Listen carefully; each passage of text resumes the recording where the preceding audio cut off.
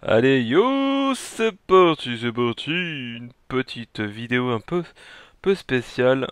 On est reparti dans mes expériences à la Mormoineux. Je veux vous parler d'une espèce très connue en myrmicologie, une des espèces euh, par excellence pour débuter. C'est vraiment une espèce idéale quand on démarre les exotiques, ou même, je pourrais même la conseiller moi en première espèce. Il s'agit des Camponotus nicobarensis. Donc vous en avez déjà vu sur ma chaîne, j'en ai eu, j'en avais encore il y a 2 3 ans.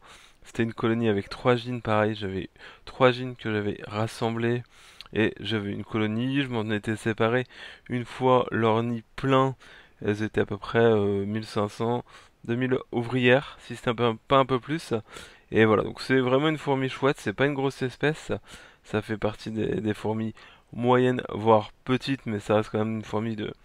on va dire que les gines, elles font 1,2, 1,3 cm. C'est pas une espèce minuscule non plus. Donc ça produit des médias, des majors. C'est une espèce qui provient d'Asie et qui aime bien l'humidité. Et elle a la particularité d'avoir un développement exponentiel, c'est-à-dire que ça se développe très rapidement pour les Nicobardis. Donc là, moi j'ai voulu faire une expérience un peu folle. 10 gènes, donc vous voyez 10 gènes ensemble.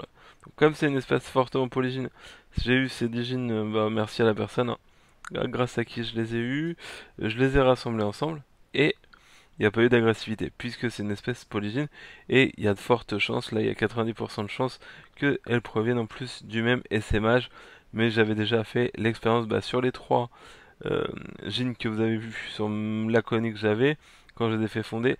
C'est des jeans que j'avais reçus de plusieurs éleveurs différents, donc peu de chance que ça soit le même SMH, mais voilà.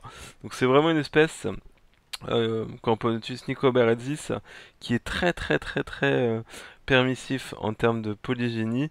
Et là, je voulais voir ce que ça donnait avec 10 jeans. Donc déjà, si, parce que là c'est extrême hein, quand même, on va pas se mentir, hein, si elles vont supporter, alors pour ça, je me fais peu de raisons, mais après ça peut arriver, hein. On peut avoir un carnage et ne pas comprendre. Et surtout, vu que c'est une espèce qui se développe très vite, j'ai envie de voir en combien de temps elles vont arriver à 1000, puis 2000, puis 3000. Et je pense que je vais garder quelques mois pour être transparent et après elles iront ailleurs.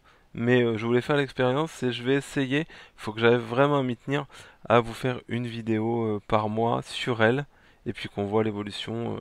L'évolution, le carnage, comment elles vont grandir, etc. Voilà.